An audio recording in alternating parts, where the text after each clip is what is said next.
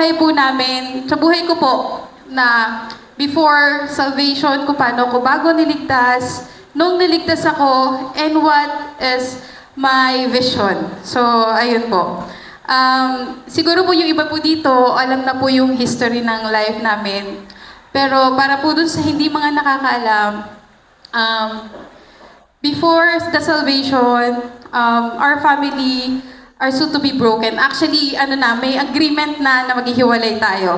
But really, yung mga message dun sa accurate gospel, nagpapatotoo po sa buhay ko. Why? Suffering makes us realize whom do we need.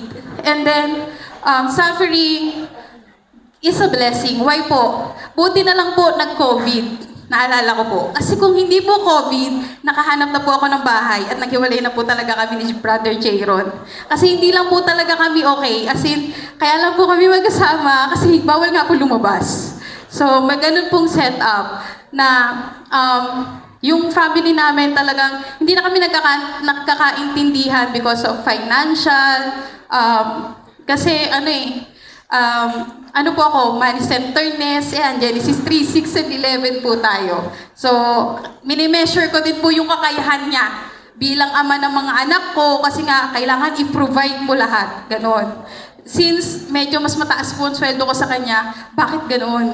Asang ka na ganon? Yung mga ganon pong pagpapahirap kay Brother Jayron, ang nagdala sa kanya sa TGSMC. Kasi nga, sobrang na siya wala na siyang hawakan. So thank you to the Lord kasi may mga tao na naging daan para po makilala niya ang accurate gospel. So, sobrang thankful po. And yet, hindi po talaga ganon yun kadali. Taon po ang inabot niya. Kasi kahit sabihan niya akong, tanggalin mo na yan, yung mga altar na yan yung nagbibigay sa'yo. Bakit ka nangingialam? Di kita pinapakialaman. Ganun po. So, pero yan po yung buhay namin before the salvation. As in, lahat ng Genesis 3, 6, and 11 po ata kinuha na po. Pag wala po talagang pera, problema, na bukas, umalis ka na, ganon. Naranasan niya na rin po, ihagis ko na po yung gamit niya sa labas ng bahay. Sobra po. So, but since the accurate gospel ran into our home, doon ko na-realize na bakit kahit ganon ako, he stay, he pray, and then, I don't know, nagkaroon ng pagkakataon na sama ako sa church. Ganun na lang nasabi ko, tara sama ako sa church. Kahit ang tagal niya na ako niyayaya. Sabi ko, ikaw na lang, kaya mo yan. Hayaan mo ko dito.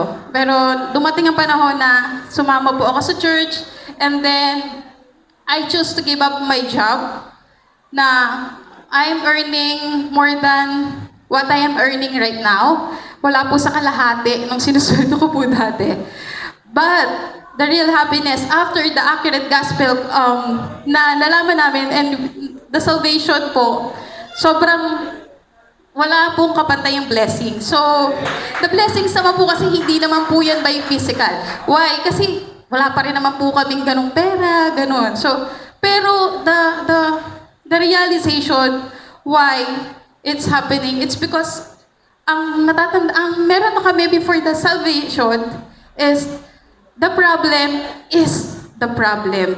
Lahat ng problema po talaga sa amin. So, simple problema ay sasabog po lahat. But when the accurate gospel come, yung problem is not a problem because we already understand na it is only the fundamental problems. And the result is the financial problem. Yung mga ganun po. Kasi, totoo naman po na hindi nawawala yan. Actually, nadagdagan pa po kami kasi dati po, 3 lang po anak ko, naging 4 na. So, mas tumagdag po yung expenses. Pero, kahit po ganun, God really works and God really provides po. Gaya po ngayon, wala po talaga kaming pang-attend. And then, kaya po yung tinanong po kami if we would like to join, but we will going to bring our own car. Medyo sabi ko, pag-uusapan po namin. Nagkaroon po ng pagkakataon na hindi pwede sasakyan kasi kukunin. And then, Nung na-experience po kasi namin na nag-commute kami, nagdala kami ng sariling sasakyan, yung expenses po na meron kami noon, hindi po kaya ngayon. So, in reality, hindi po talaga pwede. Then, 2 days ago, nagsabi po si Pastor Peter na, Sis Mel, kamusta kayo? Pupunta ba kayo sa Zambales? Kasama yung sasakyan nyo. Katugtog na po yun. Kasama yung sasakyan nyo. Sabi ko, pasensya na po, wala pong available na charge car, na car magagamit. Sabi niya, we have available slot, priority to the leaders and the assistants. Sabi ko, uy, let's go po, sama po kami. Kasi, iba po yung maka-experience ka ng ganito outside, in the church, lalo na po kami, we only have limited time to go to the church. Monday to Saturday, almost wala po talaga kami sa church. Sunday lang po. Noong nadagdagan po kami, hindi na po kaya mag-whole day. Hindi na po kinakaya minsan. So, yung mga ganitong opportunity give us the time para ma-restore yung spiritual status. Kasi hindi naman po daily, maganda pang spiritual status natin. So, konting intervention lang ni Satan sa pool. So, we need to restore. So, kailangan po talaga, continuous po yung mga ganitong pagkakataon. And then, syempre yung another blessings po na experience ko after the salvation was one of my eldest child po, na si May. Wala nga lang po dito kasi may exam daw po, pero gusto niya po talaga sumama. So, hindi ko po inaasahan na gusto niya mag-mission home. Kaya sobrang yun lang po, malaking blessing na. Rather than matutunan niya yung mga worldly things, I am very happy na ang natututunan niya is yung nasa church siya. So, sabi ng boss ko, that's not good that you bring your child in the church. You must, your child must be in your place. Kasi kayo mag-guide. No, I don't believe on that. Kasi nung nasa bahay nga po namin, hindi po siya bumababa. Lagi siyang nasa taas. So, I don't think na kami ang dapat. So, sobrang blessings po na sinabi niya sa akin na gusto ko mag-mission home. Na hindi po nanggaling talaga sa amin. Kaya yung mga ilang bagay lang po na nagbibigay po sa amin ng true happiness na simula nung nalaman namin yung accurate gospel is really, blessing. Why we are holding and continue to, pumunta, umattend, kahit na, minsan malayo, minsan isang Sunday, absent pa na tayo kahit isang Sunday lang. Mga ganun na po yung naiisip ko. Pero, hindi, attend tayo, let's go. Kasi po, Sunday nga lang po meron kami. Kung wala na po, wala na talaga. So, baka by that time, unti-unti, mawala po kami sa church.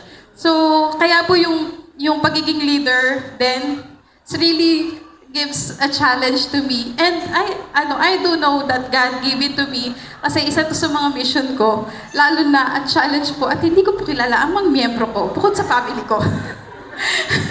So, hindi ko po alam kung paano mag-start ng Bible study. Pero, with the help of my duty pastor po, I know magkakaroon po kami ng schedule. So, what is my vision po para, ngayon po, bakit po ako nagko-continue? Kasi po, katulad nga po ng New Year's na prayer ko, I want to know what God's plan for me. For me, for my family, and kung ano po yung mission na binigay sa akin, na we pray na it will fulfill soon. Kasi, yun nga po, hindi naman po natin alam bukas kung buhay pa po tayo. So, at least nagawa ko po yung mission niya sa akin bago po yung panahon na yon. So, sobrang blessed po and sana po meron po kayong nakuha din. Thank you po. Amen. Maraming salamat sa Panginoon dahil sa testimony ni Sister Melanie, marami tayong pulot. Dahil kapag hawak natin ang accurate gospel, si God ang magbibigay sa atin ng lahat. Kaya, maraming salamat sa iyo, Sister Melanie. Ngayon naman, handa na po ba tayo na makinig ng salita ng Diyos? At nabusog po ba sa pagkain? Ayun. Dahil nabusog ang ating pisikal, bubusugin naman tayo sa espiritual. Kaya dapat ihanda natin ang ating pandinig at ang ating panulat para isulat ang lahat ng mensahe na mapakinggan natin sa araw na ito. Ngayon, tinatawagan ko na po ang ating senior pastor na magbibigay ng salita ng Diyos and Pastor Ferdy na magta-translate sa Tagalog.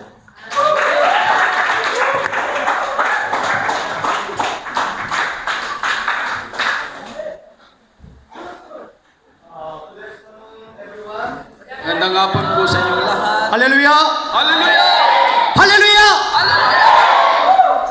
Maybe you eat very well. That's why kind of sleepy. Siguro kumain kayo ng mabuti, kaya nantok kayo. Okay? Masarap lang. So